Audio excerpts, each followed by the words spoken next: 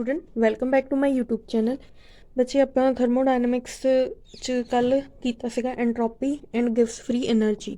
Now कुछ factors ने जिहड़े अफेक्ट करते हैं स्पॉन्टेनिटी ऑफ रिएक्शन। तो फस्ट आपां कंसिडर करांगे for exothermic reaction. Exothermic reaction मतलब हीट रिलीज होनी। हीट रिलीज होना मतलब डेल्टा एच इज नेगेटिव। ठीक है, तो we know delta H negative की करूँगा फेवर स्पॉन्टेनिटी। ठीक है, स्पॉन्टेनिटी नू फेवर करेगा डेल्टा एच नेगेटिव। अगर आप कंसिडर करिए कि डेल्टा एस पॉजिटिव आ तो delta S positive also favour spontaneity.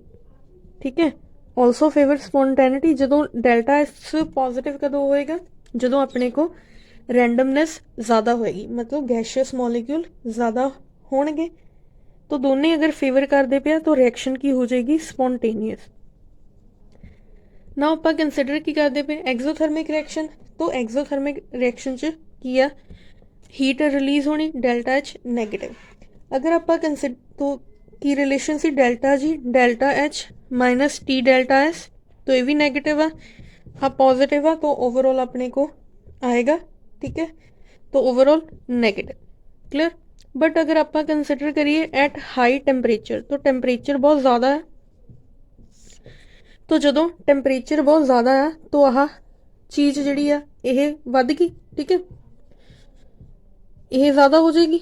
ठीक है, टैंपरेचर आपने बहुत ज़्यादा कंसिडर कर लिया तो टैंपरेचर आ वाली डोमीनेट कर गया फैक्टर। ठीक है, तो ये वाला अगर फैक्टर डोमीनेट करेगा, ठीक है, तो जिहड़ी रिएक्शन है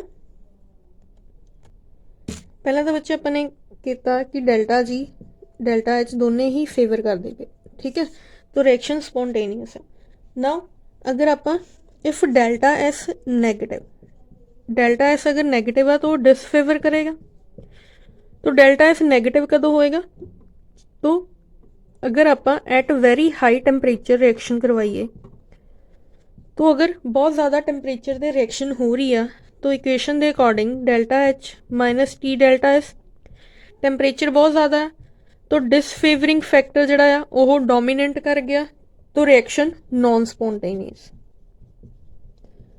ठीक है, अगर आप रिएक्शन जी है एट लो टैंपरेचर कराने हैं, तो अगर लो टैंपरेचर आ तो जोड़ा डेल्टा एच आ वो डोमीनेट कर जाएगा, डेल्टा एच फेवर करता पाया। ठीक है, एक्सोथर्मिक रिएक्शन है तो एक्सोथर्मिक च डेल्टा एच नेगेटिव ही रहना, चेंज नहीं होना, तो इत्थे ये फेवर करेगा स्पॉन्टेनिटी नू, तो रिएक्शन स्पॉन्टेनियस। ठीक है, तो ये चीज़ें याद रखनियां। Now in case of endothermic reaction, endothermic जिहदे च हीट आपां नूं देनी पवे, एंडोथर्मिक रिएक्शंस जिन्हां च आपां नूं हीट देनी पवे, तो अगर एंडोथर्मिक आ तो डेल्टा एच की होगा पॉजिटिव, ए की करेगा डिसफेवर करेगा स्पॉन्टेनिटी। ठीक है, नाउ अगर सेकेंड केस आ डेल्टा एस अपने को नेगेटिव हो जाए, डेल्टा एस नेगेटिव की करूँगा अपन फेवर करेगा। ठीक है, फेवर कदों करेगा, डेल्टा एस नेगेटिव वैल्यू कदों ज़्यादा होगी जो अपने को टैंपरेचर जोड़ा आप वेरी हाई ले रहे। ठीक है, टैंपरेचर वेरी हाई तो एक फैक्टर डिसफेवर करता पाया, एक फैक्टर फेवर करता पाया। तो नैगेटिव अगर टैंपरेचर बहुत ज़्यादा है तो उदों नैगेटिव अपने को ये फैक्टर जोड़ा डोमीनेट कर गया, तो अगर ये फैक्टर डोमीनेट कर गया तो अपने को रिएक्शन की हो जाएगी स्पॉन्टेनियस। तो at very high temperature in case of endothermic reaction च, ठीक है, वो स्पॉन्टेनियस होएगी। हाई टैंपरेचर ते exothermic reaction non spontaneous. Third case की है, अगर आप टैंपरेचर लो लीए, तो टैंपरेचर लो लीए तो डेल्टा एच जोड़ा डिसफेवरिंग फैक्टर डोमीनेट कर जूगा, आ घट रह जाएगा। तो अगर डिसफेवरिंग फैक्टर डोमीनेट कर गया तो रिएक्शन हो जानी नॉन स्पॉन्टेनियस। तो कंक्लूजन ये निकलिया जो अपने को एक्सोथर्मिक रिएक्शन आ हाई टैंपरेचर ते रिएक्शन की होएगी जिहड़ी नॉन स्पॉन्टेनियस, और लो टैंपरेचर ते एक्सो लई हाई टैंपरेचर लई रिएक्शन नॉन स्पॉन्टेनियस और लो टैंपरेचर लई reaction spontaneous. For endothermic reaction high temperature ते रिएक्शन स्पॉन्टेनियस और लो टैंपरेचर ते रिएक्शन नॉन स्पॉन्टेनियस। ठीक है, सो इस चैप्टर का लास्ट टॉपिक है delta G and work of non expansion, जिहदे च एक्सपेंशन ना होवे। ठीक है, तो आ रिलेशन लियाना डेल्टा जी नैगेटिव होना चाहिए। ठीक है, नॉन एक्सपेंशन। तो according to first law of thermodynamics अपने पढ़िया सी delta U is equal to Q plus W. Now अगर आप कंसिडर करिए work done by the system, तो by the system work done की होंदा नैगेटिव, तो delta U Q minus W. ठीक है, तो इतों क्यू की वैल्यू फाइंड करो, क्यू के इक्वल आ जाऊगा delta U plus W. Clear. So दो तरह का वर्क होया, एक होया एक्सपेंशन वर्क डन कि एक्सपैंड होया, एक अपने को कोई भी एक्सपेंशन नहीं हुई नॉन एक्सपेंशन। ठीक है, तो टोटल वर्क किहदे इक्वल हो गया, एक एक्सपैंड किया एक एक्सपैंड नहीं किया। तो आप इनू इत्थे वैल्यू पुट कर सकते हैं जी। So Q is equal to delta U, एक हो गया अपने को वर्क ऑफ एक्सपेंशन। ठीक है, एक हो गया वर्क ऑफ नॉन एक्सपेंशन। ठीक है, नाउ आप एंथैल्पी के अकॉर्डिंग इक्वेशन सी delta U is equal to P delta V. ठीक है, तो डेल्टा यू के इक्वल आ जाऊगा delta H minus P delta V. ठीक है, हम डेल्टा यू की वैल्यू इत्थे आपने पुट करनी, तो Q delta U delta H minus P delta V. ठीक है, plus work expansion plus work of non expansion. ठीक है, नाउ जिहड़ा तुहानूं याद होवे जदों आपां ने पीवी टाइप वर्क डन किया सीगा, पीवी टाइप वर्क डन जो एक्सपेंशन हुई सीगी, तो आपां ने वर्क एक्सपेंशन नूं किहदे इक्वल लिखिया सी, वर्क नूं किहदे इक्वल लिखिया सी पी डेल्टा वी दे। तो इत्थे मैं पुट कर सकदी हां P delta we, uh cancel हो गया। ठीक है, तो बचिया कि delta H plus work of non expansion. ये 3 नंबर च डिराइव करनी आ सकती है इक्वेशन। सो नैक्सट अपन पता एंट्रोपी के इक्वल होंगी है क्यू बाय टी। ठीक है, तो क्यू के इक्वल आ गया टी डेल्टा एस। ठीक है, तो इत्थे आप पुट कर देवांगे T delta S. Now next so equation की आई T delta S equal to delta H. So हुण जिहड़ा अपने को आ वाली इत्थे आप लिखते हैं, इनू इधर ले जाते हैं। ठीक है, तो डेल्टा एच ठीक है minus T delta S. Clear, या इनू आप इदा लिख लेंगे, हाँ जी इदा लिख लेंगे। ठीक है, माइनस टी डेल्टा एस, तो यह जड़ा आ इधर प्लस का वर्क एक्सपेंशन। क्लियर, सो इत्थे जड़ा आपां नूं नैगेटिव साइन चाहिए, तो इधर यह माइनस का हो गया, आ वाला उधर जाके माइनस आ हो जाएगा। ठीक है, इनू इधर लेके आए आप, क्योंकि आ चीज़ आपां नूं माइनस ही चाहिए, आ जो प्लस की सी उधर गई माइनस ही होगी। तो आ के इक्वल होंदा डेल्टा जी दे, तो delta G is equal to work expansion. तो प्रूव हो गया। ठीक है, 3 नंबर च आ सकता है चीज़। नैक्सट दो फॉर्मूले ही है याद करने लिए, न्यूमेरिकल सॉल्व करने लिए। सो एक अपने को होंदा डेल्टा जी, इनू आप कहते electric work done, electric work done. तो जो आप सैल वगैरह कंसिडर करते हैं, तुसीं उहदे च पढ़ोगे रिडॉक्स रिएक्शन च, जस्ट फॉर्मूला याद कर लेना। एक होंदा delta G naught NFE naught cell. ठीक है, स्टैंडर्ड कंडीशन होंदी है। एक होर रिलेशन होंदा delta G is equal to delta G naught plus RT LN Q. Q इत्थे अपने को जड़ा आ एक रिएक्शन कुशेंट होंदा। ठीक है, ये थानू अगे समझ आएगा, तो इनू आप लिख सकते हैं। अगर आप एट इक्विलिब्रियम कंसिडर करिए रिएक्शन, तो at equilibrium delta G is equal to 0, तो आ टर्म 0 होगी। Delta G naught plus RT natural log Q. Clear, तो इनू इधर लियो, इधर आके ये माइनस का हो जाना, minus delta G naught is equal to RT natural log Q. ये फॉर्मूला ही है, फॉर्मूला इधर न्यूमेरिकल आ सकते हैं, तो इस तो बाद न्यूमेरिकल ही रह जाना गिव्स फ्री एनर्जी दे।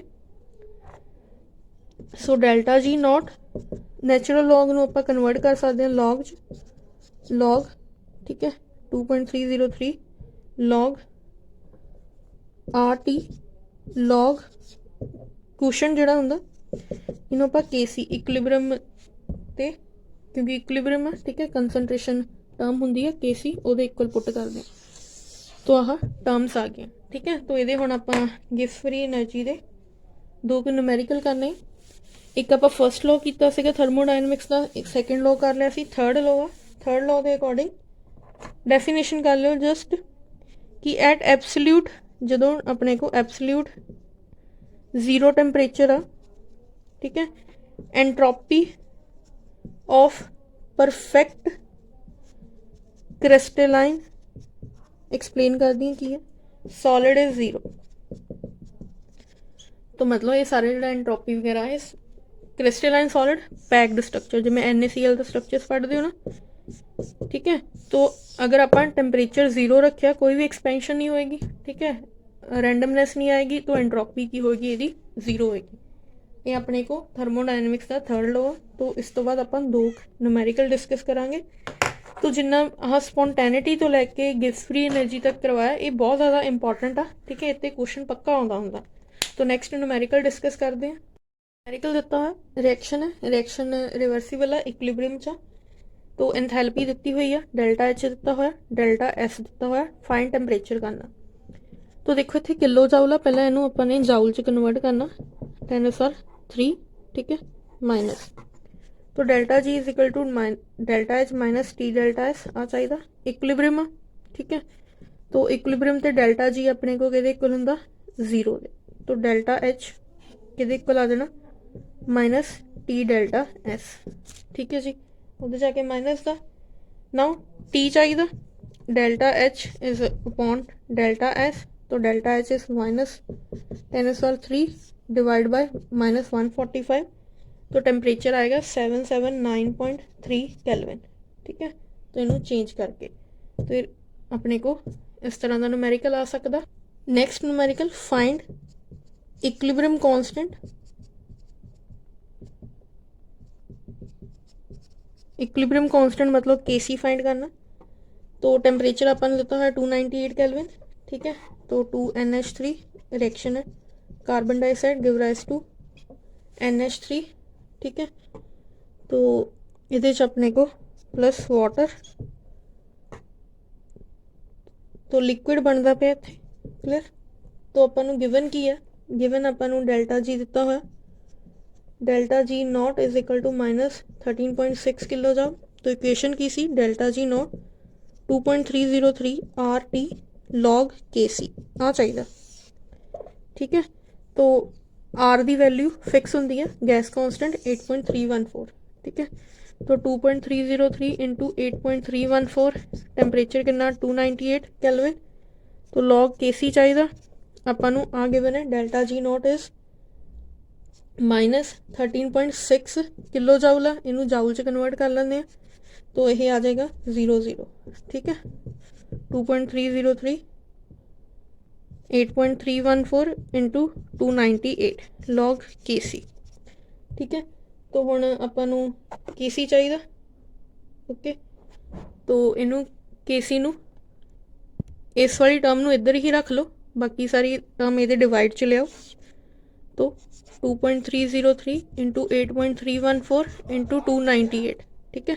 तो लॉग KC अगर तुसी आ सारी टर्म सॉल्व करके इनू ये इक्वल भी रख दूंगे लॉग नहीं फाइंड करना रहन दो ये इक्वल भी रख लूँगे तो भी साडा जिहड़ा न्यूमेरिकल सही जाएगा ठीक है। क्योंकि लॉग दी वैल्यूज़ फाइंड करनी मुश्किल होंगी तो इत्थे भी छड़ दूंगे न्यूमेरिकल तो भी सही जाएगा ठीक है। तो इस तरह का भी न्यूमेरिकल आ सकता तो इदा के ही न्यूमेरिकल आउणगे।